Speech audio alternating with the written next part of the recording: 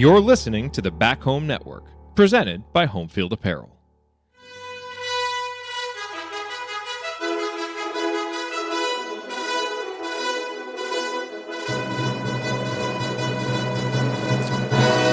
And welcome, Hoosier fans, to this week's edition of Assembly Call Radio, where each week we discuss the most important topics in the world of Indiana basketball.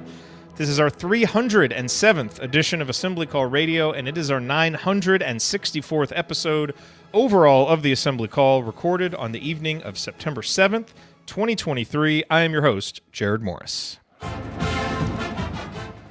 And let's begin this edition of the Assembly Call how we begin every edition of the Assembly Call, and that is with our Hoosier Proud banner moment. And Indiana is the national champion. When it comes down, Indiana will be champion. Smart takes the shot. The Hoosiers have won the national championship.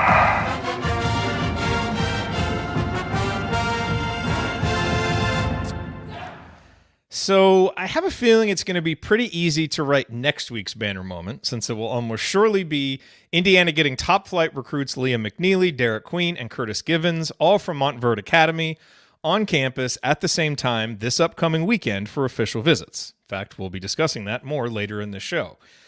But it hasn't happened yet, so it can't be our banner moment for this week's show. Instead, I'm going back to last weekend, which featured a number of former Hoosiers showing up on campus to check in on their old program, get in some work with Cliff Marshall, and support the football Hoosiers on Saturday against Ohio State. Some of the players also spent time with the 2025 recruits who were on campus. And one picture that was posted by Adam Howard featured, from left to right, Nate Childress, Trace Jackson Davis, Mike Woodson, Jalen Hood-Schifino, Rob Finnessy, Devontae Green, Romeo Langford, Calbert Cheney, and Jordan Hulls. In all, that's a nice little Saturday gathering featuring 10,886 points, 4 first-round picks, and 4 Big Ten titles. But what I loved most about the photo is what it represented, a previously fractured basketball family coming back together. You have the Knight era represented by Woody and Calbert, the Crean era with Hulls, the Archie era with Nate, Rob, Devontae, and Romeo, and of course the Woody era with the coach himself, Trace, and Jalen Hood-Schifino. While Indiana continues to work to raise the level of its on-court play, it's important that we lean on the program assets that remain, notably our history and the family atmosphere that such history can create if it's properly cultivated. One of the best local examples is Michigan State. You see it at Duke as well, and many other programs that experience and expect annual success. Unfortunately, it's something that was ignored or unavailable for too long at IU, and I'm glad Woody seems committed to bringing it back and making it a feature of Indiana basketball again. Want to get recruits like Liam McNeely, Derek Queen, and Curtis Givens, who already feel like family after playing at Montverde together? Let them know that same family atmosphere exists in Bloomington as well. And last Saturday, with so many former players back in town, was a nice step in that direction. All right, now let me introduce my co-host this week. He is the Dan Campbell of Girls Youth Sports Coaching in Cincinnati, the president emeritus of the Robert Johnson Fan Club, and he's the world's most fun-loving bracketologist. The best of youth sports coaching, you know that we got 'em. When it comes to analytic trends, you know he can spot 'em. For first-class bracketology, if you want the top, you gotta go bottoms. If you want the top, you gotta go bottoms. That's right. If you want the It is top, Andy you Bottoms, gotta go ladies and gentlemen, bottoms. on this great night in Cincinnati with Joe Burrow becoming the highest-paid NFL player of all time. Just good vibes all around, Andy. Yeah, absolutely. You're gonna have to probably change my intro this upcoming basketball season. I'm not going to be coaching for the first time, and I don't know how long. So you'll have to get retired coaches. Well, they don't need a 7th grade coach. They're moving on to the middle school. So now I just get to be the loud guy. Just give me like the Vince Lombardi screams. Yeah. Exactly. Sadly, that's probably a little too close to home. But anyway, no, for me, my banner moment was last weekend. Got to have a couple beers with Kathy Amos, who was in town with her husband Sean and her mom Norma. They were in town for the Reds Cubs series, so got to meet up with them on Saturday afternoon and that's awesome, and catch up a little bit. So that was awesome to see them. And so the team split the series, so everybody ended up happy or in basically the same place they were when they started. So you gotta love that. But but no, just the off season rolls along, getting more and more preview content. As I got on here, I saw my Blue Ribbon digital edition is ready for download, so I'll have to check that out later. And so we're getting into more preview season and things like that. So exciting times, and obviously a huge recruiting weekend as you look forward to that. So hopefully some positive news coming out of that, as you said, that we can talk about next week. And also here with me, he is a longtime high school basketball coach in the state of Indiana, the founder of Delphi Bracketology, and a man who knows how to celebrate an epic road win over his rival. Shavito! That's right, ladies and gentlemen. It's the coach. He remembers the days when a movie cost $1. Heaven help you if you ever decide to pop your collar. Play hard, but remember, fake hustle is a crime. He's the coach and it's Tonsoni time. Coach, it's Tonsoni time. What's on your mind this week? Well, the big drink I'm going to have at the upstairs pub about 4 o'clock on Saturday, sitting next to Galen doing a podcast. That's kind of what's on my mind. So I'm kind of looking forward to that trip, and just excited about this weekend and what it means, the pipeline that we're starting to create with Mount Verde, and just quality basketball players that Coach Woodson and staff are at the table. And he came in wanting to say that, and he said it. He wants to sit at the table, and people told him he couldn't, and he's actually getting a seat at the table. Now let's get some invites. Let's get some commits of those top level players, because that's what's going to move the Indiana program. So that is an exciting trip. College football has started. Play me my theme music. Colorado was just an uplifting story. We'll see if it lasts. So a lot of enjoyment of college football outside of Bloomington, but we'll talk about that a little later, I guess. Coach? Do you believe? That's the question. I do believe in Coach Prime. All right. And also here with us, he is a senior writer for the Big Lead. He is a self-proclaimed shot doctor in need of patience. And he is a man who better get his Kleenex ready so he has something to cry into when Michael Penix finishes higher than Caleb Williams in the Heisman vote this season. Analyzing players, finding every wrinkle. He hasn't ever hosted, never lifted a finger. He's got all the answers. Well, let me quickly add just one thing about this. Dude just interrupted his own jingle. Yeah, Ryan, starting to see lots of Michael Penix NFL draft buzz. If only there was a basketball podcast that had talked about that 4 or 5 years ago that would have gotten people ready. Just saying. Yeah, look, Michael Penix throws as pretty a deep ball as anybody in college football, but he's still missing on a lot of the easy throws. He's got that howitzer, and he doesn't really modify it for short distance. So I wish him the best until he plays USC, of course. But if you want to know who the best quarterback in college football is, look toward the Coliseum. Caleb Williams is pretty damn good. It might be the best I've seen as a passing quarterback, not like a Tim Tebow-ish kind of guy ever. He's so good.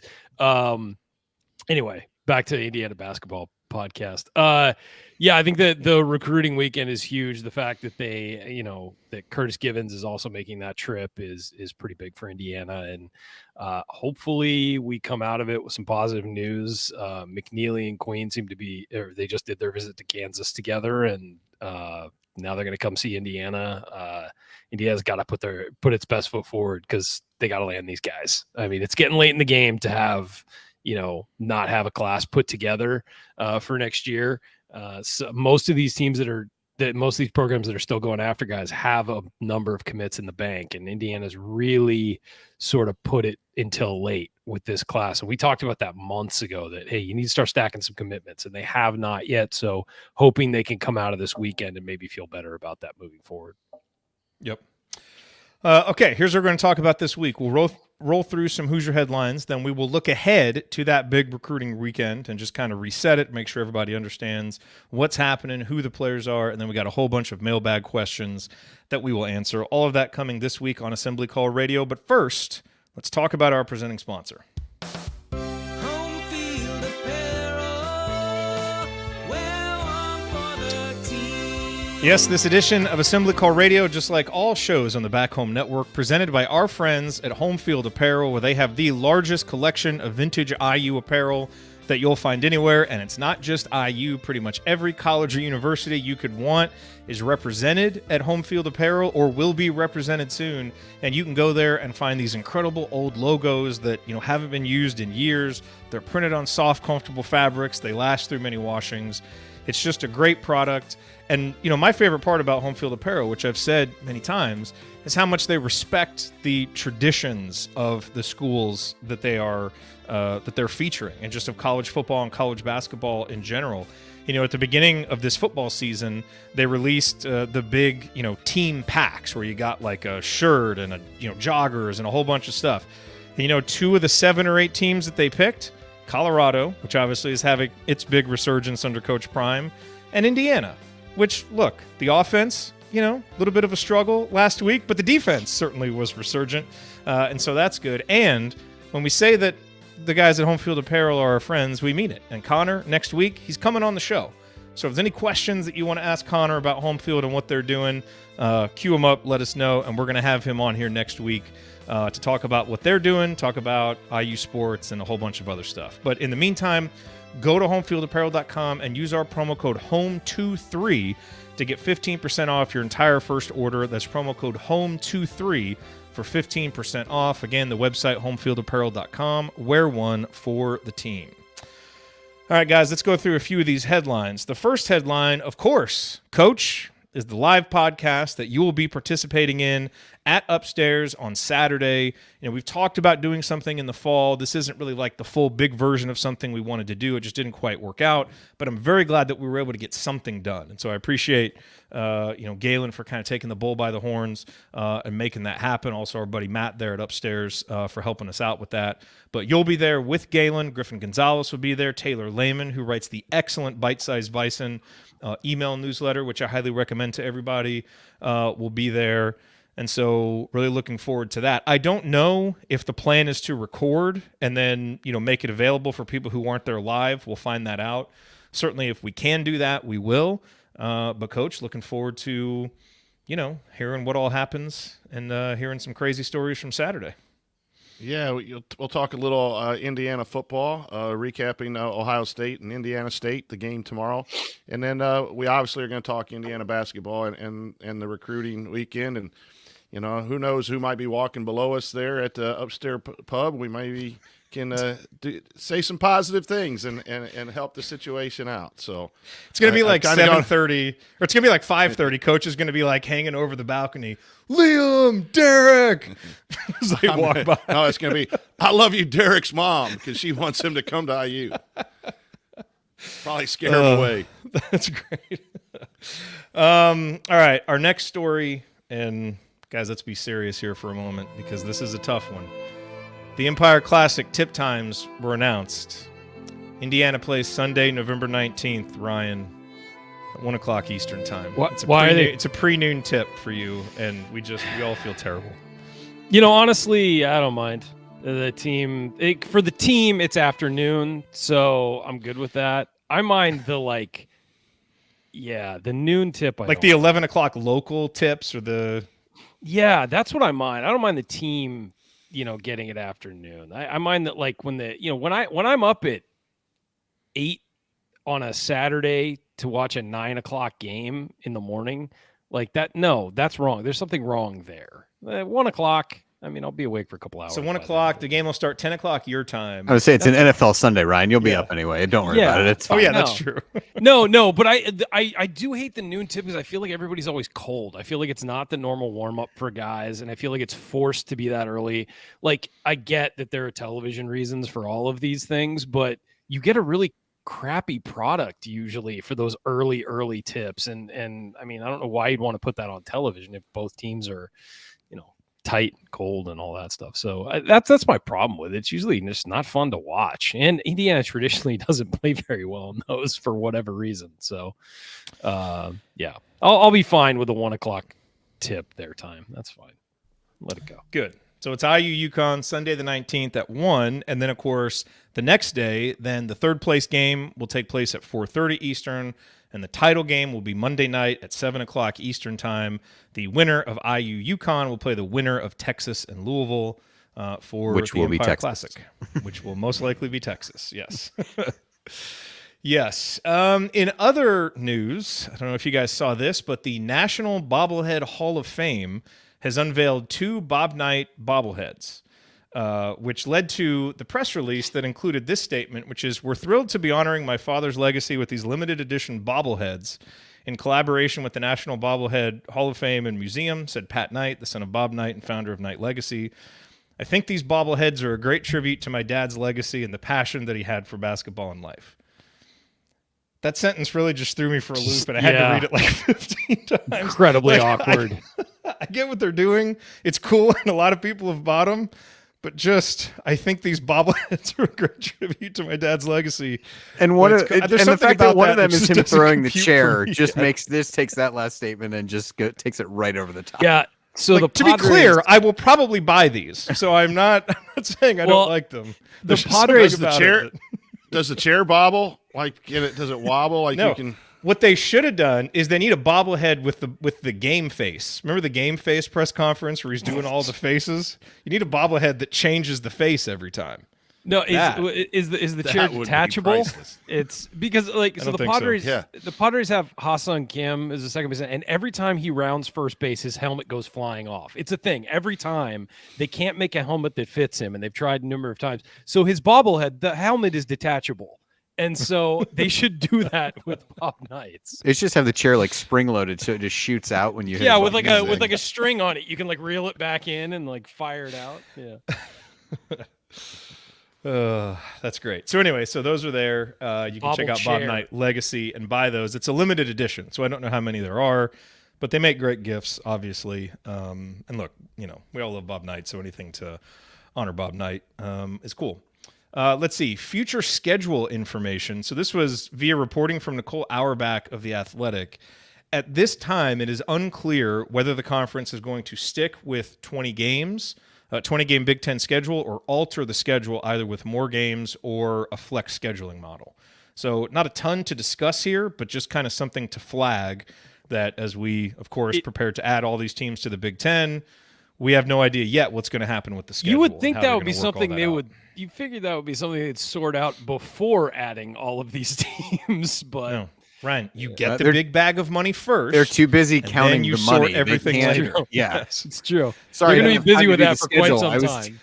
I was too busy wiping my face with this money, so I was too busy throwing it into the fire to warm my house. Yeah. They're all like Huel in Breaking Bad, and they're just laying back on the big pile of money. Snow. They'll have time. Yeah, exactly. They'll have time for all that stuff later. Oh my God. And then we'll transition here into recruiting. So Austin Schwartz is a name that was on IU's radar. I think he's from Ohio. Is he from Ohio? Somewhere in the Midwest. Known as a really, really good shooter. And Indiana was recruiting him. He did not end up taking his official visit to Indiana, but he recently committed to Miami. So you can cross. We didn't get a shooter we were going after? We did not get the shooter that we were going after. Wow. We have become quite used to that, unfortunately.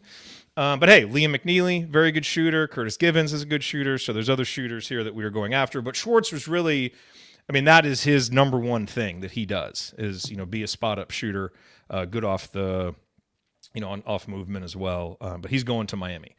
So as we said, Liam McNeely, Derek Queen, Curtis Givens, all on campus this weekend. And that is what we are going to talk about next. So stick with us here on the Assembly Call. As we go into segment 2, we are going to preview this weekend's huge recruiting visits. And then once you do that, we will answer your questions. That is coming next. Stick with us here on the Assembly Call.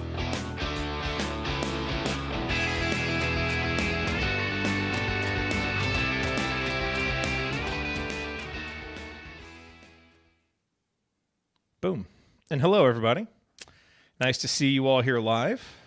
That is great on this opening night of the NFL season. I couldn't help but as you were doing the home field read, you're like, oh, Colorado, who's experiencing this resurgence. And then you go in Indiana. And in my head, I was going, who also has a football team? But you went a different direction. So they have uniforms and everything. I did like the intro to Thursday Night Football tonight. Chris Collinsworth was saying, he was praising Patrick Mahomes. He's like, I think America's ready to see just how good he is. I'm like, you mean the 2-time Super Bowl winning, 2-time MVP? America is still not aware of how good he is? Okay. I think I would have we're been pretty willing to wait until after last year's Super Bowl to see how good he was personally, but that's just Sorry, Andy. Yes. Yeah. Hey, look, Indiana football. Maybe we'll talk a little Indiana football later. Do we have to? All kinds of questions about the offense.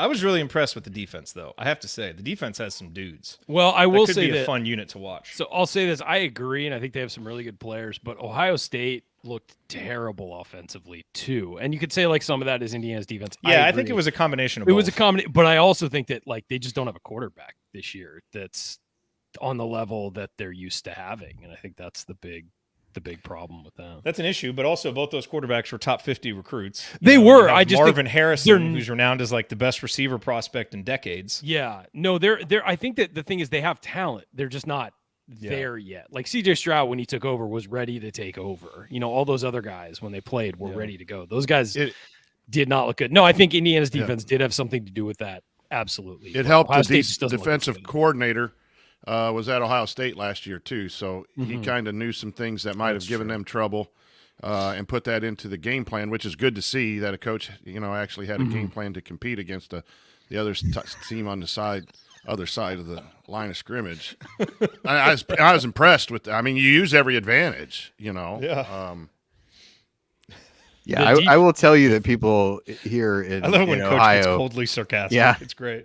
yeah, I will tell you that people here in Ohio are definitely concerned about Ohio State's performance that's particularly offensively. I think that's pretty widespread. Yeah. they're, 20-point there's conference win on the road, and it's darkest day too for Ohio State look, fans. It also you're was favored by Indiana. over Give 30. me a break. So, Yeah. I mean, no, I'll say this too. I think Indiana, we're all gonna talk about the offense at some point, but my God, did they I didn't just even know have- there's anything left to say about the offense. Did they have any idea what they were doing? Like you had spring football and fall camp to figure out an offense, and you brought that to the table. Like, I am not optimistic. yeah, like I said before we came on, like I've tried to go through the different, and I know like Galen and Scott had talked about some different theories and different things like that. Like there's really no explanation for what you saw offensively that you can spin in any way that is positive. None whatsoever. No matter what it was, it doesn't. I mean, really- how many The passing line was attempts? not a disaster, would be the one thing I would say that's an improvement, but it's just because the bar was so low. And Well, also, yeah. you're running the triple option, so all they have to do is fire off. They don't have Oh. to, I mean, Fair enough. yeah, it's not complicated. But would they have 3 passing attempts in the first half or something like that? It's like, have you guys watched modern football over the last 7 to 10 years? Well, and the fact that one of them was on that fourth down was absurd. Yeah. Also, it's like you've coached the entire rest of the half in a way that suggests I just want to get to halftime, and I don't. And that is the one play of the first half that you were, I guess, short of the other long attempt that Taven Jackson threw the one time. Like the only aggressive play that you made was on fourth down, and you nearly, and in reality, had the officials called the fumble on Ohio State, that should have been, it still would have been 7-3 either way. But again, it They was wouldn't have scored. completely, it flew completely in the face of the way you'd played and coached the remainder of the half. I don't There's- understand how you're not running a modern offense right now. Well, they overthought shortening the game is what they did. And they used plays that they knew would eat clock, but you can do that with swing passes and get Lucas in, just a safe little swing pass or a screen pass, or in that situation, if you want to go for it at minute 15, throw deep on 3rd and 8. Yeah. Throw deep. If it gets intercepted, it's at the 5. Be aggressive there within your game plan. But once it was 4th and 4 with 40 seconds to go and you haven't done anything, you're better suited just to punt. And then at some point, when you have a philosophy in basketball, we used to do this too, shorten the game. But at some point, you have a predetermined time when you start to play. I did that once. I hipped the basketball. It was 16-14 going in a sectional tournament game. And I said, get us, hold the ball to the fourth quarter, get us to the fourth quarter, and we'll play. We ended up getting beat by 16 because we played the number 1 team in the state, right? Started too soon. You should have started quarter playing didn't later. go well. I wonder what they were saying on the post-game show after that one. But Can't believe this guy started playing with what the I'm whole saying fourth is quarter They come out and say, "Oh, we waited too long. We played pitter-pat too long." Well, that should be set in your pregame plan. You want to get to a certain time, and then you're going to open up the offense. You know it might not work. It might end up getting beat by 25 or whatever, but if you're down 7, 10, 13, you have a shot, interception return. You have a chance of pulling a major upset, and you never, ever made an attempt at any point to change up. I don't believe this, but it smacks of we just want to protect the score. That's what it felt like to me the entire game. I mean, it really did. It not win the didn't game, feel like they were playing to protect win. the It felt score. like they were playing to keep it close. Nothing that's they've how it said felt. since has suggested anything otherwise either. Yeah. So. And honestly, if you were ever going to beat Ohio State, this might have been the year. Like, I mean, first game, new quarterback, like all that. And yeah. So. All right, wow, on to what happier a topics. Yeah. On to happier topics. The big Is this a beer recruiting podcast. Oh,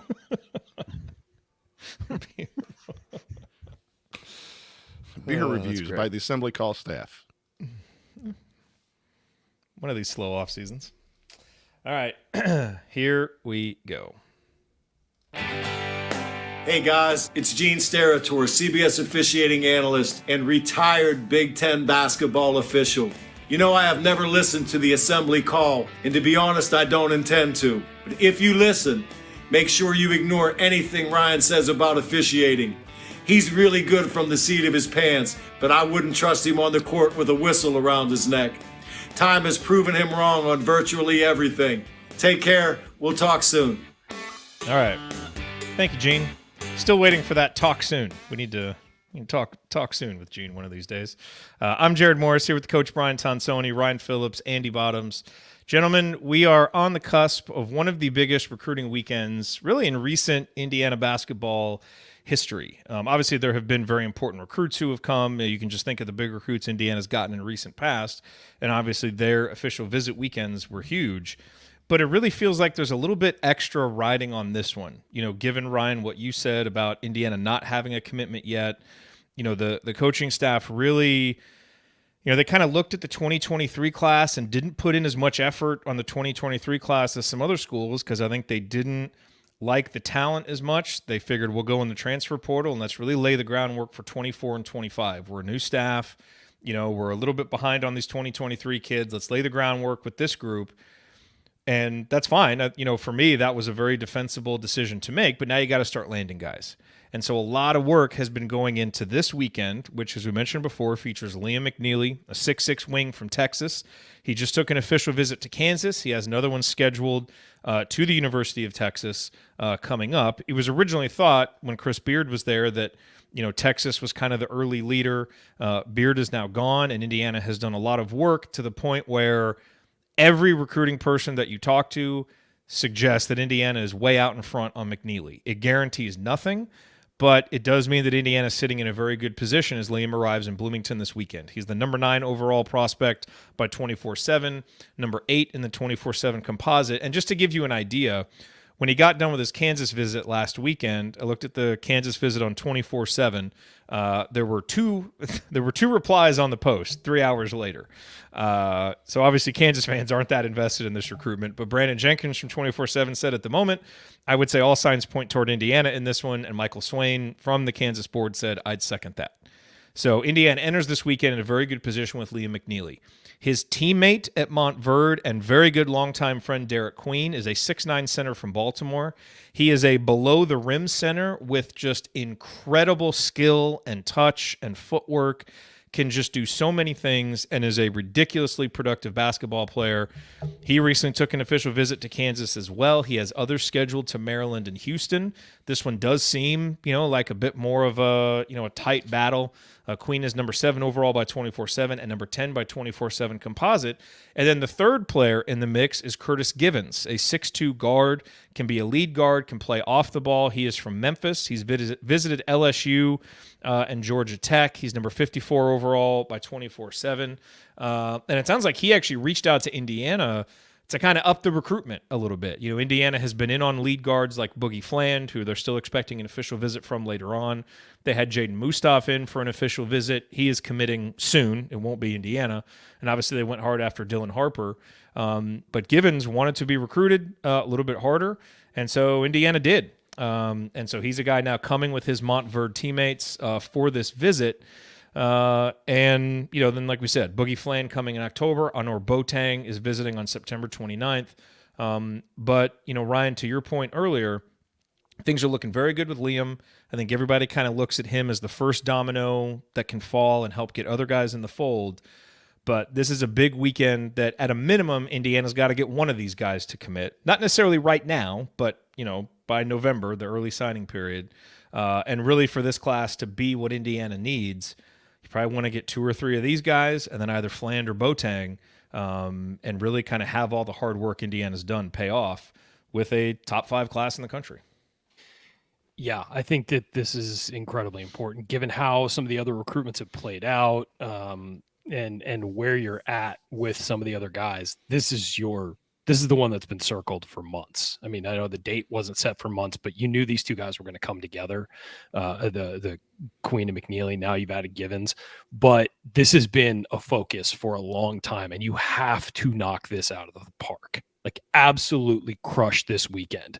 If you don't, and you don't get one of these guys, if you don't get both of them to some degree, you really have to start questioning things with the program. Like questioning what you're doing on these recruiting weekends to not close the deal. And I think that there's a lot riding on this. And I'm not saying it's going to, the program's, falling apart if they don't get these guys or whatever, but it is a big deal to land your top targets. You have to do that. And this program on long recruitments under Mike Woodson has not done that. They've been really good on short recruitments. They've been really good on transfers and just kind of, but building long relationships and then being able to close them, they have not shown they can do that. So this is a chance for them to end that narrative, to just sort of cut that off, be able to say, hey, the other guys, we just didn't recruit them. We didn't, other teams, other programs had a 2-year advantage on us, whatever. They've had the time on this one. These guys go to a program Indiana has recruited really well.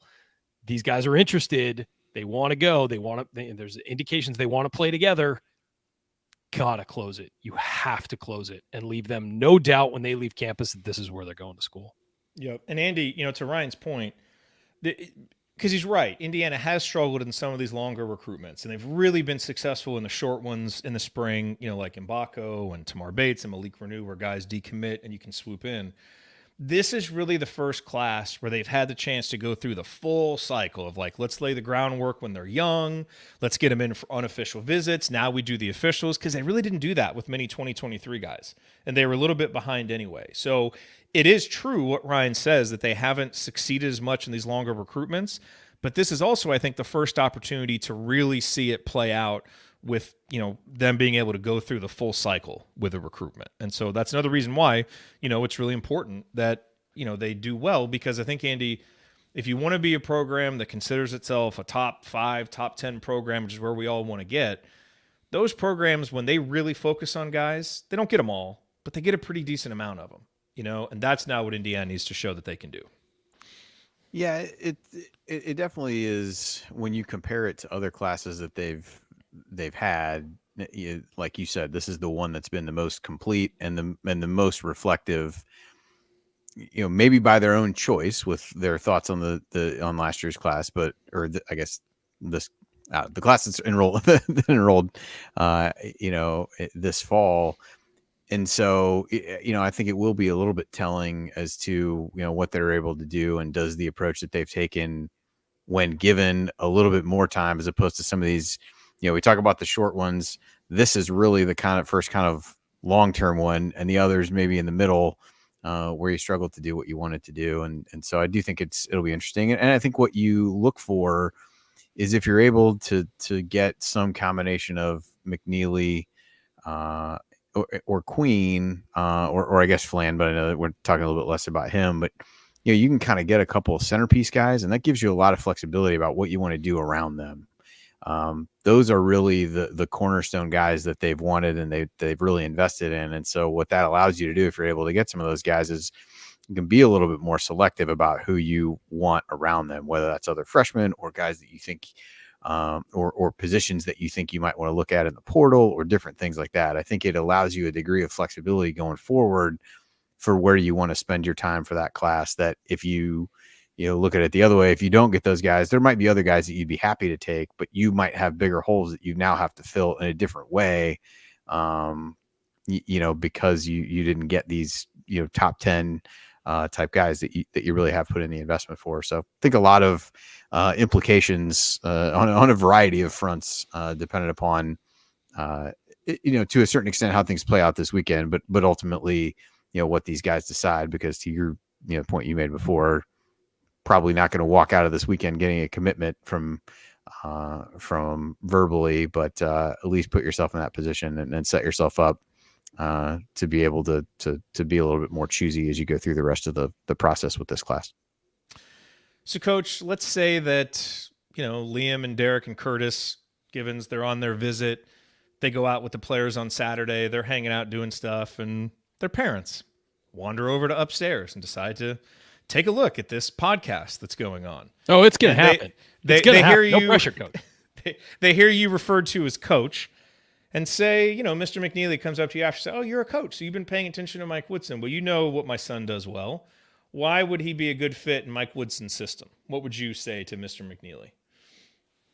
Because Mike Woodson's really great with talented players and develop them and getting them to the next level.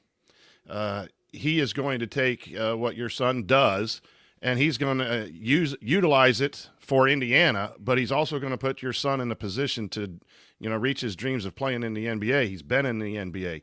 What he does well is finds the motivation, the physical development, whatever. Just look what happened with Jalen Hood-Schifino and Trace Jackson Davis. Your son's not only going to be able to do all that, but he's going to play in front of a rabid crowd every night in Assembly Hall in a great competitive conference. And, there's, in my mind, it's the place to be if you want to go further and play good college basketball. Now, I mean, he's just, when you're the 7th or the 9th ranked guys, you're headed to that next level at some point. And it's the same, with Ware. And I think the track record early in Woodson's career is that these guys do have gotten placed, and you have to use that. The staff has to use that, and then I would throw that out as well. But McNeely is a playmaker at the small forward spot, off the dribble, shooting, all of those things. I think that's, we very we underrated really defender too, by the way. Right.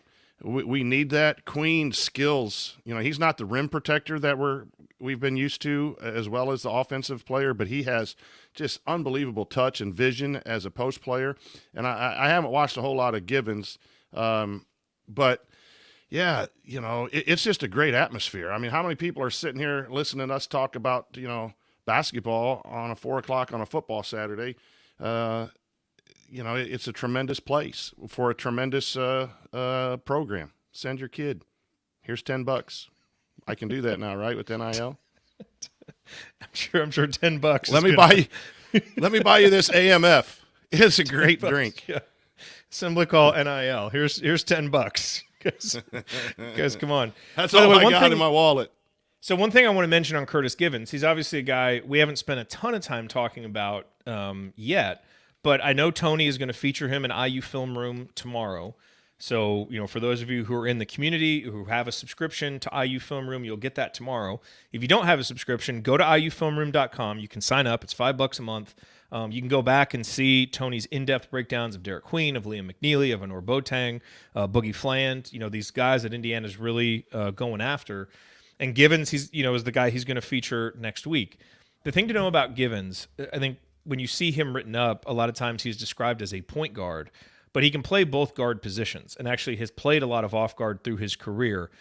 In the EYBL circuit, Most recently, he averaged 17.8 points and shot 34.8% from downtown, 78% from the free throw line. So he can shoot, he can play off the ball, and so I don't think it's an either or with him or with Boogie Fland. I think if you get Boogie Fland, the ball's going to be in his hands from day one, and a guy like Givens will be able to play off of him. But I don't think there's really an issue there with the two of those guys. So look, that is what's at stake.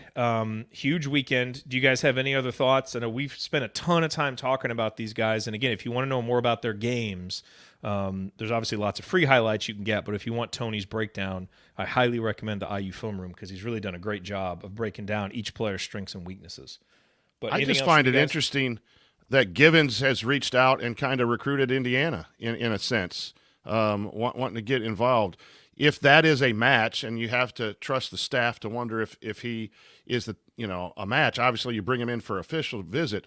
That speaks volumes. A kid wants to be in your program, and all kids who answer calls and come on unofficial and official kind of at some point would like to be in your program. But if you're really asking if that's a part of what's happened here, that he really wants to be recruited a little bit more, he's really has increased his interest.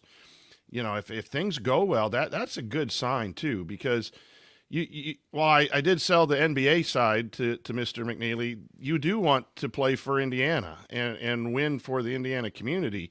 And we got guys that are backing up the post right now that want to do that, Sparks and Walker. And I think that's a big part of recruiting too, that I lose focus of sometimes too, is you also got to recruit the chemistry a little bit. If you have 13 people who are all the superstars, there might not be enough basketballs, right? So you mentioned it, get these people in and fit the people around. Well, Givens might be a little bit of both, of that chemistry piece and a talented young man. That was interesting to hear from my vantage point. Yep. And we did get one question about this, and so we'll hit that now before we move into segment 3 from Blake. It says, on the IU Montverde quote-unquote pipeline, do you think Indiana has already officially established one, or do you think more Montverde guys need to commit first for it to be considered a pipeline? Well, I would say you got Jalen Hood-Schifino, you got Malik Renew, you've got 3 guys on official visits, and there's other, Indiana's talked with Asa Newell, and they've, so there's other guys they've talked to as well. Andy, I would say you got to land one of these guys this year. You can't come up empty, but you do that, and I think it's okay to start calling it a pipeline. The early stages of one, it's, a couple-year pipeline, but it's certainly something that will pay dividends, that will continue paying dividends down the road because they're only going to keep getting good players at Montverde. Yeah, I would agree. I feel like you need to get at least one of them, and to kind of continue that trend or that consistent year over year, getting somebody from there. But certainly I think from a relationship standpoint, it's pretty clear between them and the program that I think there's been good conversations back and forth. And I think if you look at, you've got some success stories and hopefully another one with Malik, as you look at him in year 2, as you look at that. So, I mean, it feels that way. And I think that's a great place to go, looking for recruits and things like that. I think, the one thing that you got to keep in mind is it can't be only that, as you look forward, but you look at the success of those and just kind of there's always a translation from high school to college, but I think taking guys from a place like that helps mitigate a little bit of that shift as you go forward. But, I think it makes a ton of sense to do given the kinds of players that they've consistently churned out. And so the fact that I use, somebody who's involved with a lot of those guys and has had some success with guys they've gotten from there already is only a positive.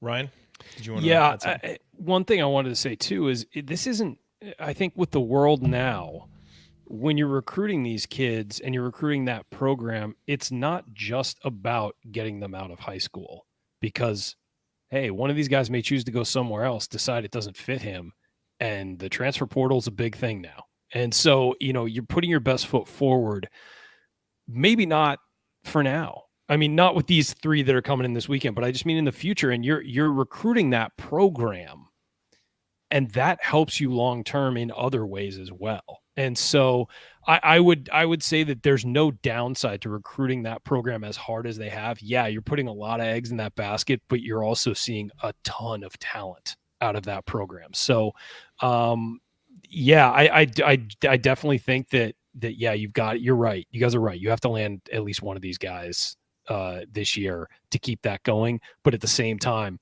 there are also long-term dividends of doing this and focusing so hard on such a talent factory. The other thing too is you want to develop these pipelines because they're good, because players just keep sharing with the new players coming in that there's nothing absolutely negative about it.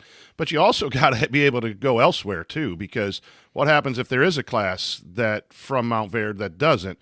So there's still some things that this staff needs to do recruiting wise. We've talked about the short term, the transfer portal knocking it out of the park. The long term, it's the first cycle. I agree with that. Mount Verde pipeline is awesome. But they still need to keep growing and branch out and get some of these people from other places as well to be a complete recruiting program. But yeah, they have to land at least one of these. If not, the sky will not be falling by any means. But it just you have to. It's one thing to be at the table. It's another thing to complete the task, and that it's important because Coach Woodson is a better coach, X's and O's, when he's got extreme amounts of talent. And if that extreme amounts of talent does not come, then I think that's not the best position for Coach Woodson. He's just better in that. That's just, I think, who he is as a coach.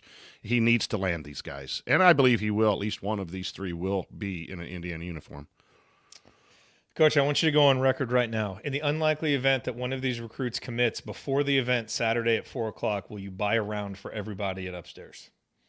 No, I'm not very wealthy. I just redid my whole darn house, flooring and everything, took out a loan. Got a tip jar on my desk at school for excess lunch money for the kids to share with me so I could have a cheeseburger. I would, if you send me the AC Coach credit card. Yeah, we'll do it. We'll do it.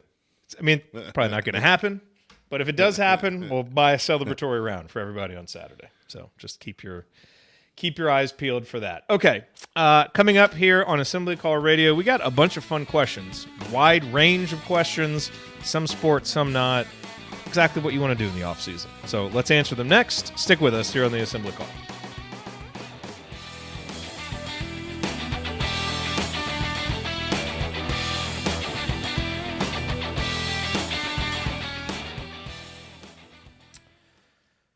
Chiefs lead 14-7. Freddie McSwain will be happy. Noted Chiefs fan, Freddie McSwain. By the way, our discussion there got me thinking about something, Ryan, what you said, and such a good point, which is even if you don't land a guy this cycle, you could see him in the transfer portal the next cycle. So does that suggest that it's smarter to have a smaller circle of recruits that you're going after and build really deep relationships, A, so you have a better chance to get them as high school players, but B, so that when they leave, you've got that really strong relationship developed? Or should you cast a wider net and try to have decent relationships with a whole bunch of players, so that you've kind of gotten in when guys, might enter the transfer portal later? Or do you think the distinction doesn't matter?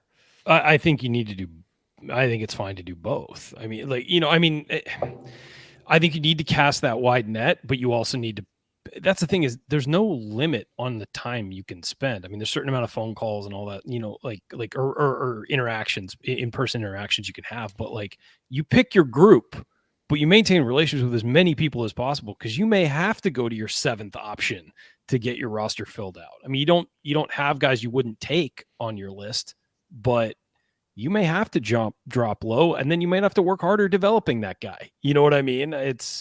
So I think that you need to be a program that is open to a lot of different options. And you have to be, quite frankly, you have to be adaptable. Yeah, that is true. All right. You guys ready to hop in and do some questions? I got to get out of here. I got to go do football. It's good to see you guys. All right. I got to get out of here, folks. Thank you. Thank you very much. I appreciate that. I was waiting for you to drop it. Yep. I got you. Later, everybody. See you, man. See ya. Clearly, I was wrong. Yeah, that's true. You were. Okay. Here we go.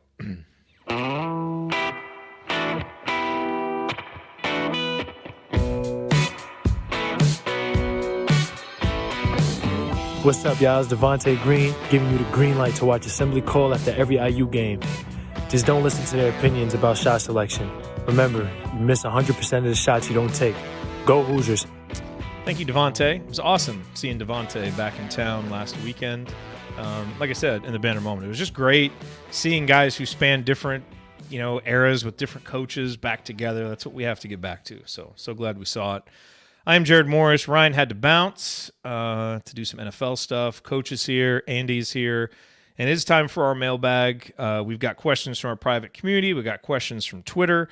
If you do want to join the community, you can go to assemblycall.com/community. We've had stuff going on all off season that will obviously ramp up as we get closer to the season. But join us. Antonio Adragna's IU Film Room content is included when you join the community. So go to assemblycall.com/community if you're curious. And if you have any questions, just reach out and let me know. I'll be happy to answer them. Okay, questions. First one from James. He says, does Nick Bosa's 5-year, $170 million contract with $122.5 million guaranteed set the market for Ryan's next contract negotiation with the Assembly Call? Look, if we're going to start paying that much money to Ryan, he's got to start hosting shows. We give the big salaries to the people who host around here because they're earned. And so Ryan was kind of grandfathered in, but he's going to have to host if he wants that kind of money. So Andy's getting Joe Burrow money. Coach is getting Patrick Mahomes money. I'm getting my Jordan Love money over here. That's okay, but I got to prove myself, get my next contract. Coach Marlowe, we get paid. Coach Marlowe should get paid more than Ryan. He hosts more than Ryan. No, James' actual question was, do you think if you could go back in time and snap your fingers and hire Coach Prime to coach IU football, do you think he could achieve the same level of success or at least overnight transformation at IU? Or do you think, given Colorado's history, it is more likely to be successful there? This is a really interesting question. I'm curious what you guys think about this. Andy, you want to take a stab at it first? Yeah, it's too bad Ryan left because he made a little bit of a face when you brought up Coach Prime earlier. I feel like you'd have a hot opinion on this. My stance on that in general is certainly impressive what he's done. I want to see how it can be sustained over the course of a season, multiple seasons, if he's there for that period of time. But I do think he should just retire right now. Just like the George Costanza, go out on a high note, man. Yeah. And admittedly, I do not have a soft spot for Deion Sanders as somebody who used to play for the Cowboys. So I do. The Eagles fan in me does find it a little bit difficult to really like him. So that's my own personal problem, though, I guess. I think in the era that we are in now with the transfer portal, it's possible. I mean, you look at the number of new players that IU got this year. Now, could a guy like him have allowed you to have similar roster turnover, but get better players than what you got based on the excitement that he brings? Possibly. I don't know how much he's really selling Colorado's football history. I would assume very little. So I don't know that the history part of it really has all that much to do with it. So I guess that means my answer is yes, that he would be able to make a similar transformation in terms of being able to attract people there. Because like I said, my sense is that he's not selling people. Is there more history there? Absolutely there is, but I don't know that is in any way a significant part of a recruiting pitch that he would make to somebody that he's trying to get in the door. I mean, we know if he was coming here, certainly Shedeur Sanders would have followed him, and we know Travis Hunter was going to follow him anywhere. So you'd have those two guys. So it's very possible that, he was going to turn over the roster wherever he went. He was going to get people excited and get his guys believing in him wherever he went. So just like they went on the road and beat TCU, could an Indiana with Shedeur Sanders and Travis Hunter and a bunch of other people have beaten that Ohio State team on Saturday? We certainly would have had a better offensive game plan. So maybe. The big question, Coach, is sustainability. And that's the thing. I mean, Colorado has been a bad program, but that's a program with national championship upside. Like, we've seen it in our lifetimes, and we've seen, good coaches come through there. Bill Mallory coached there, Gary Barnett and Bill McCartney and, Rick Neuheisel. Like, they've had coaches there who have had success and I think ultimately they can kind of recruit the West Coast, and they can come down into Texas, and so they've got a little bit of a bigger recruiting base. So I think Colorado is probably set up better for long term. But I think in this day and age of college football, I think Deion's going to be successful, and I think he's going to win anywhere he goes. It's just what level is that going to be at? Indiana's just, no matter who you get in, it's a tough job for that person, for just some systemic reasons and the reasons that we all know. But I certainly think we would have put up a better fight against Ohio State if we had Deion and the guys that he would have brought. Well, I think that the history part is it helps the rebuild be faster because they'll sell out the stadium and they'll bring all that championship feeling back and the crowd. And you're not necessarily, I agree with Andy, he's not selling Colorado's history, but it's much easier to sell prime time and what he's doing when you got a crazy fan base and they're running through the streets already and they're doing that. That has been there. It's kind of like, I'm not saying Colorado football is like Indiana basketball, but we get to a Final Four, it's inherently here. And there's some parallels. The NFL pedigree of Deion Sanders and the NBA coaching pedigree of Coach Woodson. Why are kids coming to IU? A lot of these kids didn't even know IU when it was really that big of a program, but they're coming for a chance to play to get to the next level, and his NBA expertise and Carmelo Anthony phone calls and all of those things. What I find in Coach Sanders is you got to separate the celebrity and the show from the actual job that he's doing as coaching and realize how hard it is to take a 1-11 program who's beat by an average of like 28 points, clear house, and set the tone so early, like I'm getting rid of these guys, I'm bringing these guys in, and then putting together a game plan on the road against a team that was in the national championship. Like, it's not a false creation. Is it sustainable? We don't know. It's one game. He's going to run up against USC and Oregon, and the talent, might have just played well one game, but he won at Jackson State. And I'm telling you that if you can motivate – we all know coaches who try to motivate and don't get it done. He has a history of motivating at Jackson State and so far early at Colorado in his way, whether you like it or not like it. That's coaching. Like, I love the D and the L on the shirts instead of C for captain. I got my dogs and I got my leaders. That speaks to the athletes right now, right? It's that language. It's that, you're my dog, you're my leader. Type deal. And it's just a little bit different than when those kids go somewhere else or go for that, Dabo Sweeney, right? He's going to start out recruiting Dabo soon. That would have played at Indiana. It would have been a harder sell to get 53,000 in. He would have had to win first before that would have happened. But he would have brought in 60 kids that could have played because if you're going to play for Deion, you better be a dog or you better be a leader. And he demands football play and he demands confidence. And that's a skill that's hard. Probably good coaches don't have that level of skill. And someone told me today, teachers, we were talking about it. He's a guy who says it and then he does it. And for me, I respect that. I'm going to play baseball. He goes plays for the Reds. I'm going to intercept this pass and I'm going to talk trash. I'm going to do that. I'm going to come to Colorado. You guys are going to pack your bags. And then he says it and he does it. Like, so many people say stuff and we can, especially locally, and then they don't back it up with fundamentals and good strategy and everything else. So far, he's backing it up. I'm a big fan. I don't know if I love all the show, but I'm trying to find my own theme music now for when I walk into the classroom. Get Bob Thompson on it. He'll create some theme music for you. Give me my theme music.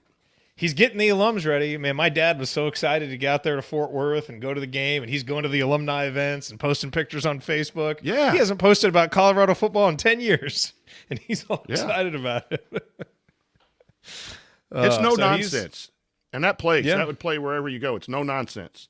I guess it is a little nonsense, the show, but when it gets into that football stuff, we're going to knock you back, and we're here. We're here, and you don't believe us, and we're gonna knock you around the field. And he's also smart enough to know that if he keeps the attention on him, it lessens the pressure on his players. So he's going to say stuff in press conferences and do stuff that gets everybody up in arms. Oh, why is he saying that to the media? It's not the media's job to believe. He knows that. but he's also trying to get this us against the world mentality, and that's what's going to be interesting. They succeeded with the underdog card and the us against the world mentality. What do they do now with expectations? Like Tom Crean, for example, I thought was a coach that as an underdog was awesome. You rank them, we spank them, all the upsets that we pulled with Crean. But then when there were expectations, kind of felt like things were wound a little bit too tight, or just the team didn't seem to quite have the same verve that it had, when it wasn't. So it's going to be interesting to see the whole journey. But I just think Deion's a great fit for what college football is right now, which is, bald-faced if you're going to play greed and ambition. You got to consistently back it up. Indiana football was better as an underdog in the first 4 years, and we played that woe is me, and we got to go play Ole Miss instead of going to the Florida game, and all of a sudden it ran out. Like, Deion's got to be careful. It could run out. The hype has to just be backed up with a little bit of reality, but you couldn't ask for a better start, and I think it would be cool to have him at IU, someone like that. All right, here's a fun one. This is from Bob Thompson, the aforementioned Bob Thompson. What would the dynamic be like if the four hosts watched a primetime marquee game together? Could you enjoy the game, or would you just be thinking about the post-game show? How would that go, do you think? Ryan would be talking a lot and not allowing anybody to concentrate on what's going on. That would definitely happen. I've sat next to Andy for enough games to know how intense he is during the games. I don't know. I tend to be a little quieter now because I'm like taking notes and doing stuff and trying to tweet and pay attention to all that stuff. So I probably wouldn't say a ton. I don't know. I think we could do it. I think there would be less interaction than maybe expected, just because we're all kind of getting prepped in our own way, and then we'd come talk about it on the show. That would be my guess. I actually think it would be helpful in some ways, because you'd probably call stuff out, and the group could be like, oh, hey, well, we definitely want to talk about that just happened, as opposed to or if there's something I thought was notable, then I'm not solely reliant on myself to remember it by the time we actually do the show. So for me, that's a positive. So I think it might actually help the quality of the show, would be my guess. But I don't know what the interaction would be like during the actual game, but in terms of like what it would lead to from a show perspective, I think it would be good. Although I think it could also lead to like, oh, well, let's not try to talk too much about this so that we actually talk about it on the show. Because you might be then, so there's maybe some negatives too, where you'd end up rehashing a conversation that you already had. But yeah. Although, Andy, the one time the Xavier game, we were just fans, right? But we weren't on the show, so we didn't really have to concentrate. Yeah, but I drank way more than I drank way more during that than I would have to, be ready for the show. Also. The prepping for the show. But sitting next to you guys and knowing the friendship that we've had from the video shows, it would be hard not to have conversations. But I do agree, Andy, that it would benefit, because I think our text exchange is at times really benefit, because you think what someone's saying, and then there either is, we all agree, or maybe one of us disagrees on something, and then we can kind of formulate that, whether we want to bring that to the show or not.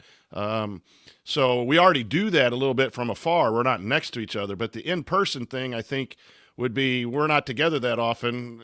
It'd be more of a, that might take away from my preparation, because I like to talk to you guys and don't want to be taking notes, but it would be interesting. Our in-game text chain, which is 98% Ryan and Coach bitching about the offense, and then Andy coming in with a good observation, and me taking exception with some to something stat Ryan said and arguing with him. Yeah, that's what the text chain is pretty much like. It's pretty good synopsis. Also, Bob or Coach Bob says, just for Coach, do you think basketball is a guards game? You've been unclear on your stance. Well, I'm sorry, Bob, that I haven't really clearly stated my position. So let me say it once again. Yes, sir. Basketball is a guards game. We need more of them. Bring on Givens.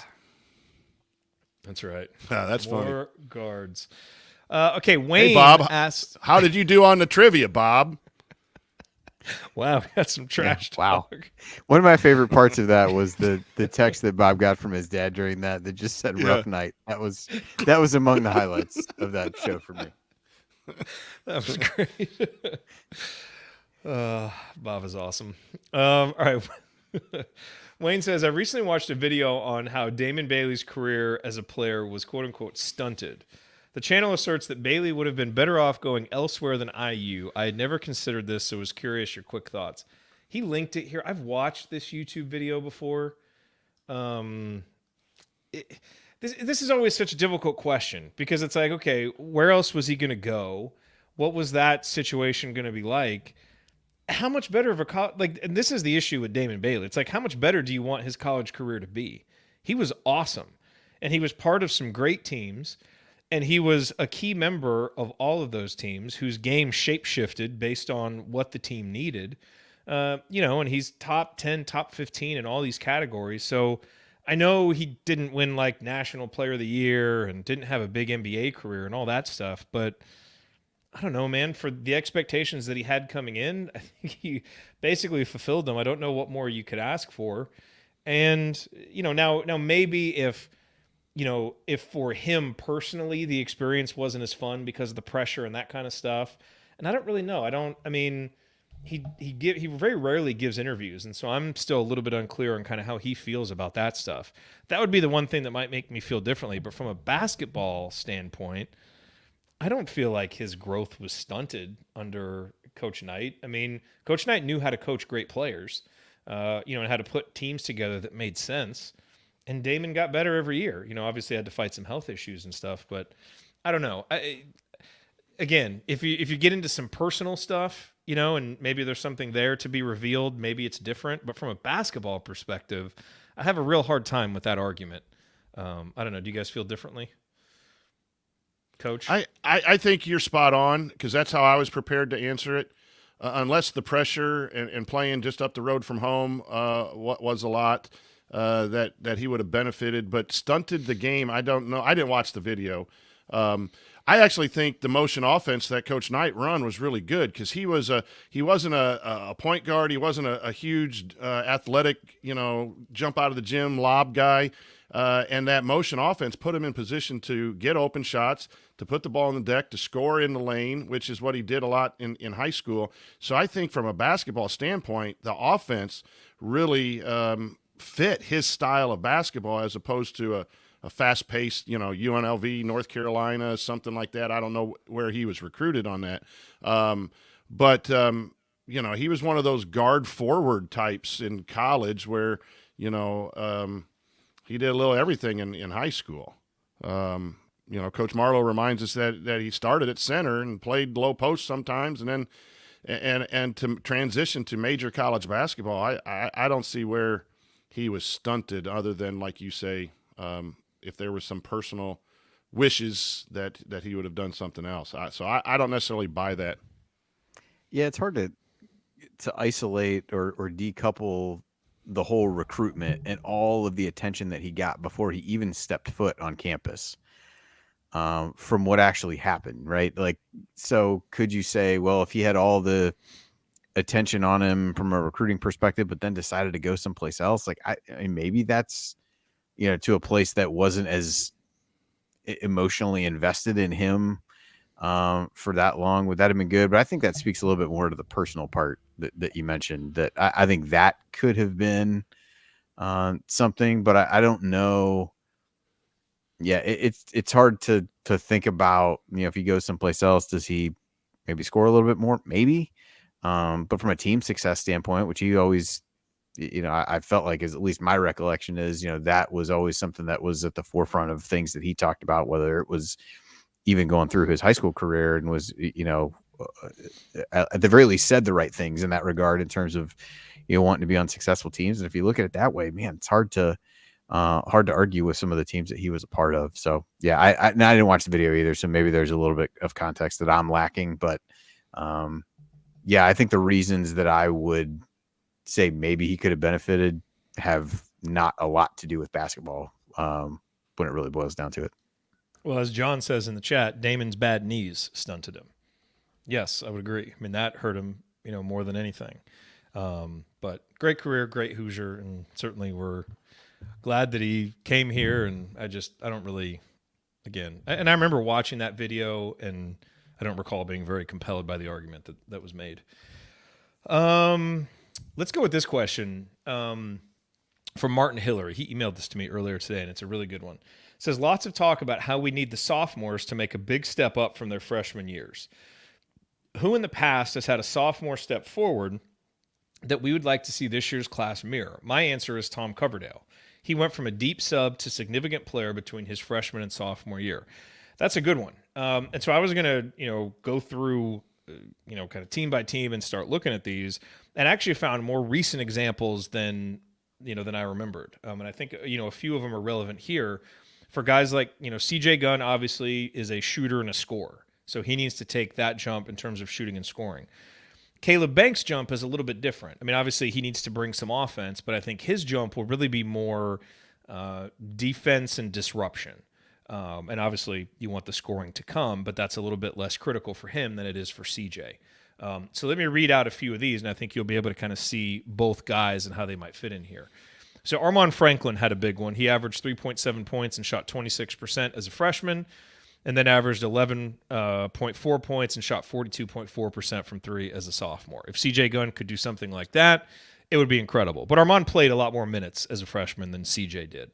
Al Durham is another guy who averaged 4.8 points and shot 28.6% from three as a freshman. As a sophomore, that jumped up to 8.3 points and 34.8% from three.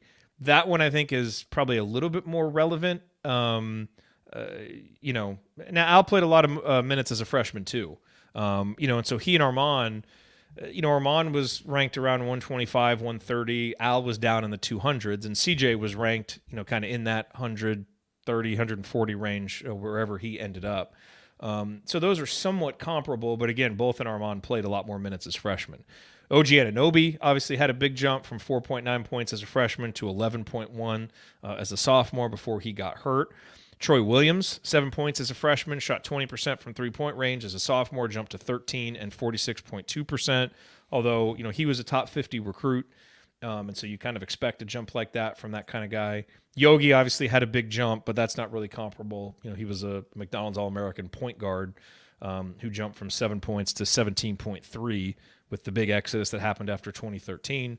Will Sheehy had a big jump, 4.8 points, shot 30% from three to 8.6 and 38.6% from three. So you can go on and on. That's all I did, and that's just going back to 2013. So there are other guys, like a Robert Johnson, a Greg Graham. Both of those guys were very productive as freshmen, were similarly productive as sophomores, and then took a jump as juniors. And you've seen that, from other guys too. But curious, Andy, if anybody else, kind of comes to mind who you think might even be, more comparable in terms of as we look at CJ and Caleb. Yeah, I mean, boy, you look at the Armaan Franklin numbers and you're like, man, if you could, get yourself that for CJ Gunn, you'd feel pretty good about it, right?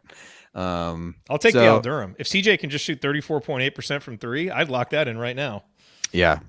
I think, but I think both those guys played, even as freshmen, substantially more, even in semi-meaningful games than what CJ was really able to do. So I think that's where it gets a little bit difficult. Like, did he get enough of a taste to really, is his starting point far enough behind where they were that those are reasonable? But and then Caleb, I mean, you'd really make the same argument for Caleb Banks, right? Like both Troy and OG, or even Sheehy for that matter, were playing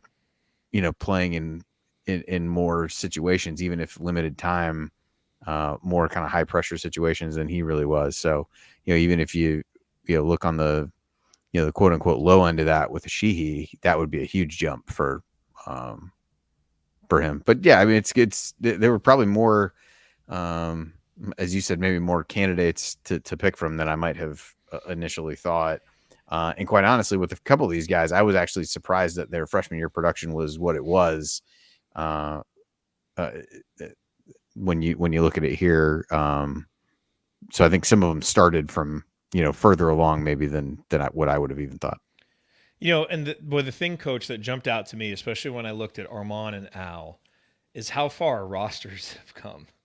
I mean, if CJ Gunn came here in Armaan or Al's seasons, he would have had to step in and basically start right away.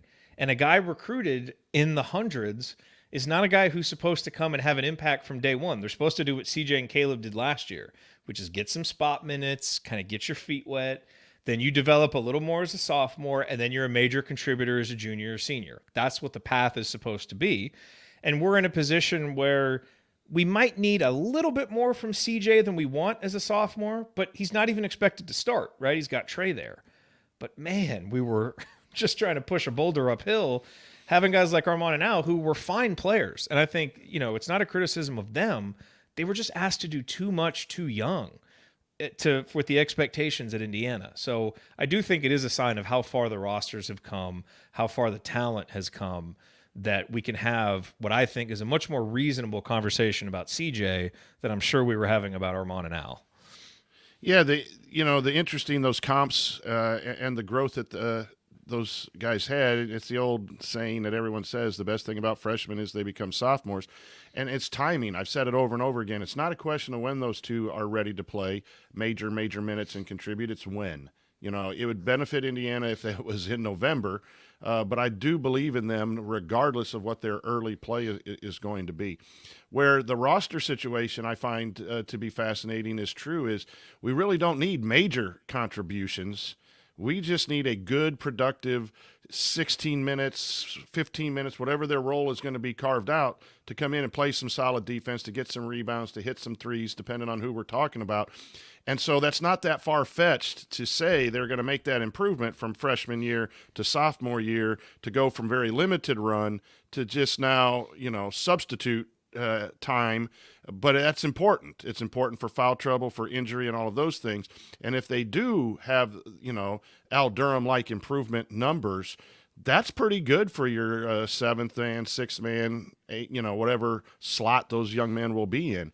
And that's why I think I've always said their development is the key, because without them, now you're just 5 or 6 deep. If their growth and that improvement is delayed.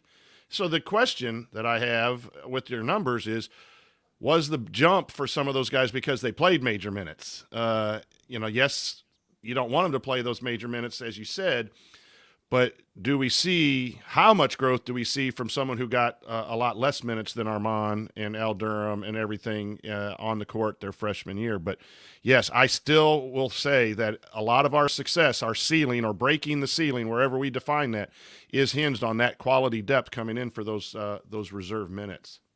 Yep, I agree with you.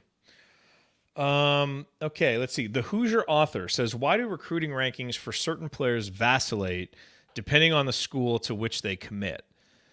Do you guys have any thoughts on this? I mean, I think it's kind of something that we've seen, especially when guys commit early to a big known program.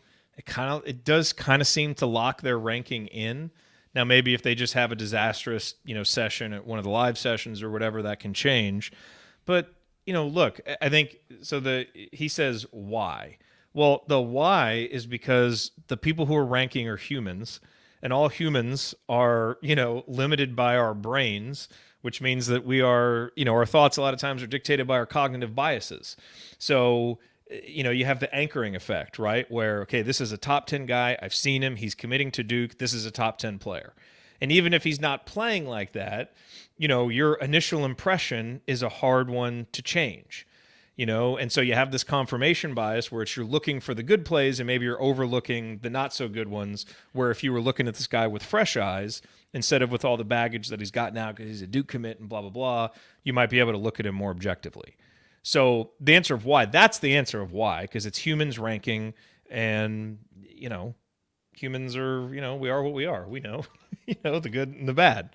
So that's why. And I think, he says, depending on the school to which they commit. And again, it's because when a guy commits to a better school, now you're anchored to that thought of, okay, that guy's a Duke player, and Duke players are, 5 stars or high 4-star guys. So he must be that, and on down the line.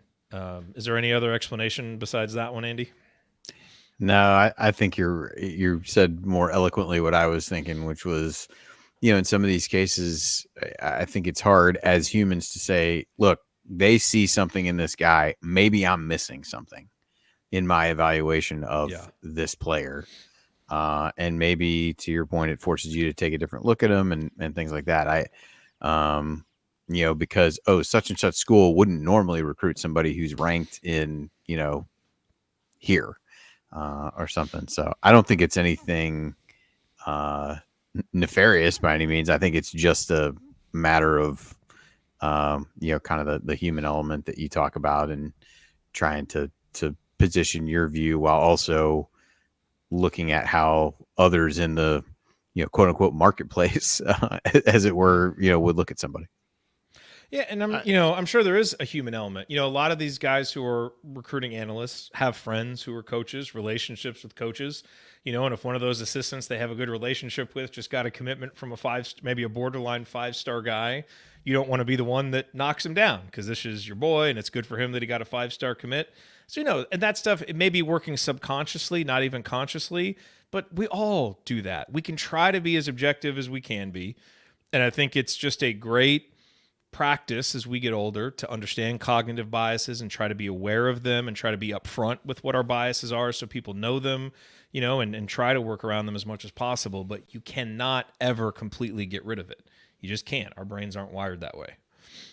I would even add offers, not just commitments, probably do affect that. Fiora Badunga was nowhere on the rankings when he first started playing at Kokomo, and then all of a sudden, yeah, he was playing well in AAU, but I would imagine he got up the rankings once you started seeing North Carolina and Indiana and some of those schools starting to pay attention.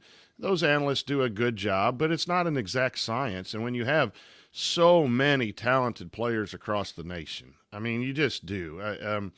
Any top 100 of a class is extremely talented. You go from 77 to 78, it's kind of hard. And so I think they do use commitments and they do use offers to say, well, I have this guy at 77, but man, all the big schools are there. So what am I missing? Right. That kind of analysis. But that's why I try to look at those rankings in general. I don't get caught up in, I know we have the 7 and 9. What that tells me is these kids are really, really good. They're the very, very best of their class. Their first year impact so you use, guys. Yeah, but I do think the offers, who's sitting at a gym watching, those things do influence whenever they put out their rankings, and I don't know that that's wrong, but it does. Sometimes the rankings don't work out. The number one guy's not always the number one pick, right? So well, also, there's a kid. Who? Hey, go ahead. The young man that was at Memphis, right? And then he went to Eastern Michigan. And Amani Bates. Yeah, Amani Bates was highly recruited, highly ranked. Everyone put him there.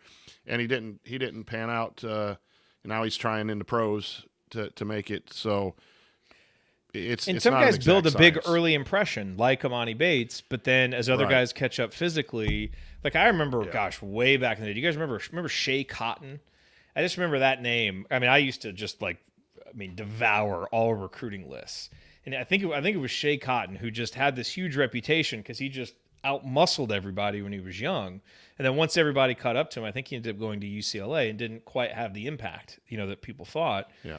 And, the thing to remember about recruiting lists, too, is, you're trying to rank players from 1 to 150. I guess in order of how they project as college basketball players. But the way that a player projects and how they're going to do so much is dictated by the system they go to. So you might have a player who's ranked 50th and a player who's ranked 80th, but because of the system, the player who's ranked 80th is actually a better fit for this system, is going to have a better career. But, just purely in terms of his tools as a player, he might not have quite been as high as this guy. But because he's going to be featured in the right way, now he has a better career. Oh, he was misranked. Well, it's just there's just so much that goes into it. So I think, Coach, the best way to look at it is your way, which is we kind of look in terms of tiers. We know if we get a 5-star guy, he's projected to impact from day one. If Curtis Givens comes as the 50th ranked player, sometimes those guys step on and start from day one, but he's probably a rotation guy from day one.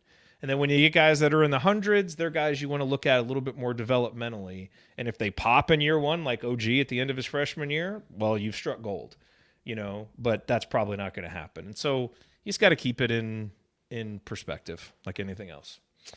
And then the Hoosier author also says, on a separate note, do you have any further expansion or partnership plans for the Back Home Network? So that's a good question.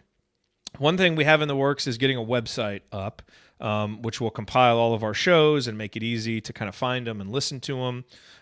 So that's there. And, John, the guy who does our design work, really created some badass logos for the Back Home Network. And so hopefully we can kind of get some merch up and make that available with those logos. And we're going to redo the Assembly Call website too, probably, because that hasn't been done in like 6 or 7 years. So we need to do that. Obviously, we've got our partnership with Crimson Cast, us doing the work, and our buddies, Bob Moats and Mike Weemuth, who a lot of people know as IU and Philly, are kind of in the background right now working on a new podcast. They've been doing a show inside of our community called Basketball Mythbusters, where they've essentially, kind of taken, they focused a lot on recruiting so far, but essentially kind of taking some conventional wisdom and seeing how much truth is actually there. And they've been fascinating conversations. Coach, you got to do one of those with me, and they were great. And so I'm going to work with those guys on getting their show up. I think for the really analytical basketball nerds out there, it's really going to be for you. And so be on the lookout for that. And, I think it's one of those things for all of us. It's kind of on the side, something that we do, so it never quite goes as fast as we want. But we constantly have ideas and things we want to do to make it better, and so we will continue to do that. But those are some of the things that we have coming down the pike here soon. Jim Tom Hoosier, Andy, says, your favorite sports movies, excluding Hoosiers, which everyone knows is the best. What are your 3 non-Hoosiers sports movies? Oh boy, 3. I had a couple. Major League, I would probably put maybe at the top. Remember the Titans, I would throw in there, and then That's pathetic. and then boy, I don't know. I don't know. I'll have to come back with the third one. Bags of cash. Just dropping some hints here. Thanks. You just got to start thinking straight. You got to have Blue Chips in there.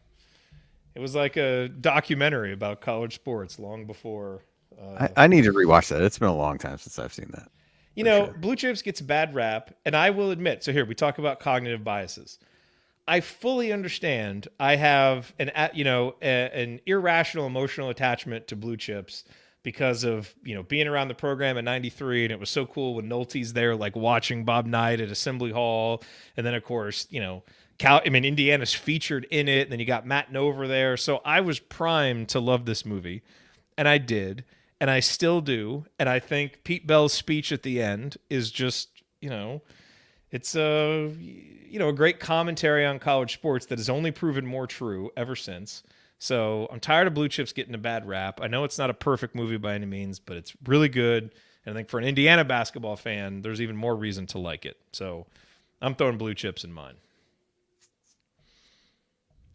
And you guys just laying out on me, not giving me any support. That's fine. I just told you I hadn't watched it in a while. I don't want to know what you want from me. Field of Dreams and Hoosiers. Field of Dreams, Hoosiers are my 2 go-to sports movies. I remember the Titans is a good one. Breaking Away, obviously, is a big one for us Hoosiers. The Sandlot is in there for me. I think that's one of the best. That's definitely one of the 5 best. I love, and it still holds up. Wendy Peppercorn. Every one of us had a Wendy Peppercorn at some point in our youth. Yes, but was every one of us bold enough as Squints to actually go do something about it? The answer I was chicken no. shit. I know. Squints ends up marrying her. Spoiler alert. I know. Squints. I was at an IU game and a guy had a Squints jersey on. Really? It was awesome. I took a picture with him. That's great. That is awesome. And I would throw the Karate Kid in there too. The initial Karate Kid. I loved that movie when I was younger. So Jeff says Blue Chips is mediocre at best. Okay, Jeff. Yeah, I agree. That's sorry, Jared. Jeff's worried about getting paid. That's not the way to do it. I just don't know how to. Sorry. We got a tractor for you, Jeff. I'll drive it up to Rensselaer. It was a fully loaded Lexus. Let's see. There's one more question here. But let me find it. Oh, from Blake Brockman. how did you all get your start, and what advice would you give to a person considering starting a new college basketball podcast? So yeah, we've told the story of how we started a lot. I mean, to kind of give the short version, Andy, Ryan, and I did not know each other when we went to IU, but Andy and I had been working together on a site called Midwest Sports Fans. Ryan was working on his site, Rumors and Rants, and I'd kind of gotten bored with doing a general sports show and wanted to focus on IU. And so the three of us had an email exchange about doing a show, and I was living on my own at the time, and, games would end and I would want to have someone to talk about it with. So, our hypothesis was that there'd be demand for a post-game show providing live commentary, and we decided to give it a try on Blog Talk Radio. And, 11 games in or whatever it was, Indiana beats Kentucky with the watch shot, and, that kind of locked us into how exciting and fun it was. And that was, honestly, that was one of the most fun Indiana basketball seasons. Like in the last, just in our lifetime of Indiana basketball seasons, Andy, was that one in the top 5 most fun?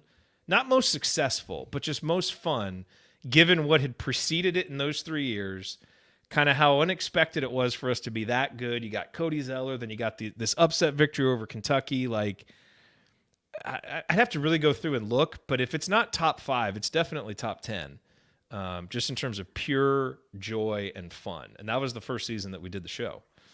Yeah, I think the ones that, I'd have to go back and think about it too, but it feels like it would be hard to push it out of the top 5 in that scenario. Just if for no other reason than it was, you'd seen bits and pieces of maybe there was a next step to be taken, but the next step was so big, and they kind of proved that even that Kentucky win wasn't just a, flash in the pan blip of, oh, hey, maybe things are going to get better, but there's still hard times to come. And I think the other thing, to go back to something you said before, is like they were still kind of the underdog in that scenario, and it was a lot more enjoyable to that than spin it forward a year and the pressure of the entire season of, all right, well, everything is kind of framed up in the sense of, can this team make a Final Four and do those kinds of things? And you didn't really have that. You were just really enjoying the ride. And I just remember that was a season that was just like hard to see end, to a certain extent, just because it had been such a fun year and they had, played so well and even played well in the game that they lost in the tournament, where it was like, man, it's just a fun team to watch that, I think definitely holds a place in a lot of IU fans' hearts for sure. Yeah, so we did that, and that was, 11, 12 years ago now. We were fortunate enough that Coach was in the chat a lot, providing awesome commentary and a perspective that we didn't have, which was, someone who has, coached the game, at least at the high school level. And so, Coach ended up becoming just an integral part of what we do. Sometimes it's even hard to remember that Coach wasn't there from the beginning. Like, I have to remind myself of that, because he's just become such an integral part of the team and what we do. And so, we've just tried to get a little better every year, and look at it as more than just kind of getting on here and producing episodes, but really trying to lead a conversation and have a community. And I think that's what kind of keeps us coming back. And so, to your question about what advice would you give to a person considering starting a new college basketball podcast, I would say there's a couple of things that are really important for people who are starting a podcast, and you don't want to overthink it. But, one, if you're set that you want to do a college basketball podcast, I would try to pick something within that, some kind of niche that can kind of be your thing. There's a lot of general college basketball podcasts out there. I think it can be difficult to attract an audience in the beginning if you're going to go general. But if you have a niche, if you have a hook, something that you can really go out and be known for and position yourself in a different way, that will help. For us, it was obviously focusing on Indiana, but not just Indiana. We're doing a post-game show, which no one else is doing. And so if you can think about it in those terms and kind of do something different and new, that is one way to help you get some attention. The other advice I would give you is to be very clear-eyed and have very conservative expectations for what you will make monetarily from a podcast, because it is very difficult to build up the audience size that you need to make money off of advertising. And, same thing. Even if you're going to, sell your own sponsorships or start a community or have, a paid section, you're still going to have, you're going to have enough time with people for them to trust you, to pay you for that kind of stuff. And it's going to take a while to build up the numbers. So I would not do it because you think, oh, I can go make a bunch of money from a podcast. You do it because you love it. You love talking about it. And you would get on there and do it for free, because for most of the time you are going to be getting on there and doing it for free, unless you last and build up something. And that can happen. So I'm not saying it's not going to happen. But in terms of advice for a new podcaster, you don't want to think about that stuff.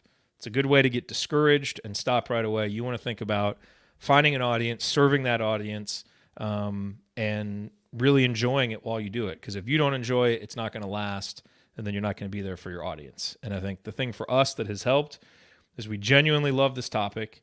And I think what's really helped us is we got lucky that all four of us get along really well.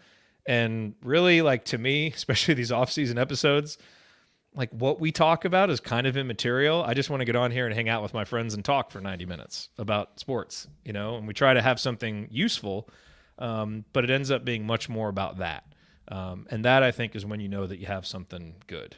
So that would be, there's a lot of other advice there, but I think those are probably the most important things in the beginning to help you build some momentum. Do you guys have any other advice for Blake or anybody else who's out there thinking about starting a podcast? Well, I got into this for the money, and it took me years to get over the disappointment. Yeah, but you're making that bracketology money. Well, obviously, yes. No, I think you hit on one of the two things that I thought that first came to mind when this question came up. One was trying to figure out what your niche is or what unique voice you bring to the situation. And I know, like, you talked about the general college basketball one. Like, I did a bracketology one at some point in the past. Even that was hard because you're trying to cover everything and be everything to everybody that may have an interest, and trying to cover so much ground that it was always hard. What I would set out to cover in an episode, depending upon what guest I had on, I would never get to all of it because it was too vast. So if that means narrowing it down to the Big Ten or a particular team, or a particular element analytically, or whatever the case may be, I think the more specialized and unique your voice can be, the better. And the other thing is something, Jared, that you've brought up a lot of times before, is just being reliable and showing up on a regular basis so that people know when they can expect to hear from you and what they can expect from you, and really, like, driving home that consistency as you go, especially as you're looking to build and get people there. They kind of got to know they can trust you and rely on you to be there when with an episode, whether it's whatever you set it out to be, right? If you say I'm going to do it weekly, then you better do it weekly. If I'm going to do it daily, then so be it. But kind of get yourself on a schedule so that people ideally can expect something from you and look forward to something from you in a way that isn't, well, I forgot I even subscribed to this podcast because they didn't put anything out for 2.5 weeks and stuff like that. So. Yes, no, that's great advice too, Coach. I've just been impressed since I've been here on Assembly Call with the level of preparation, with the run sheets and the music and the attention to detail. We don't always have great sound. I went through about 6 weeks where my computer was crapping on me and the internet was shutting down, but it's not because of a lack of attempt. I think when you're starting a podcast, you got to think about not just what you want to do and what you want to be heard saying. You want to think about the complete show. And I think that's where you get, with all of what Andy said and Jared, what you said about establishing your audience and building your audience, is you have to think of those types of things. And that's one of the biggest lessons that I've learned, is I've tried to do with our bracketology, Delphi Bracketology. We do a podcast, and through ISC now, Greg Rakestraw has asked us to do a television show. I will credit Jared and you guys with that. The first time we went down and ever interacted with Greg, I had a 7-page script ready to go, timed out. I said, how do you want to break it up? I got 25 minutes, as you said, but I can go 7. And he just looked at me. He expected a bunch of high school kids that he would have to take through a production. Awesome. So that's what I learned by joining, is that level of prep, and then the attention to detail to the microphones and all of that kind of stuff just makes your podcast a notch better, which then will keep people listening if the content is worthy. Absolutely. Absolutely. And I think that is all the stuff that we have about a podcast. Let me just jump in real quick. No. The other tip, is try to get a co-host that doesn't interrupt you all the time. And if you're unable to do that, as we are, then you just have to manage it and live with it. So Come on, dude. sorry. It's just how it is. But seriously, try to have someone else who can host. That's a lifesaver. That is a lifesaver. And you guys are awesome. And if we didn't have that, we wouldn't be able to, keep up the schedule that we do. But, if you're working with co-hosts, so much of it is about your chemistry. And that's really hard to plan out. But I think we got lucky that our personalities mesh really well. I think even just like when you really get into the audio, I think our voices and energy levels match well. There's differences there, which is nice because you don't want it to always be the same kind of tone and tenor and pace. And so you can get into some more of those specific things. So Blake, anytime as you get started, obviously if you need someone to help promote you up, we love promoting new podcasters who are giving it a shot. And if you have any questions, anybody listening, let us know. We've been around for 12 years now and learned a few things. And so if we can ever share what we've learned, we love to do that because goodness knows we stole from a lot of other people along the way and learned from them who've come before us, like Galen and Scott, who paved the way for a lot of other IU podcasters. So if we can give back, we certainly want to do that. Okay. I think that is it. So that is going to do it for us on this week's edition of the Assembly Call. If you want to see us do the show live, join us at assemblycall.com on Thursday nights for the live broadcast of our Assembly Call radio recording. Thank you to Bob Thompson for producing our music. Thank you to John Ringer of rigdesign.com for designing our logos. And thank you, as always, for listening. We'll be back next Thursday to talk IU hoops once again. Until then. Take it from me, Roman Langford. Keep your elbows in and your eyes on the rim. And go Hoosiers.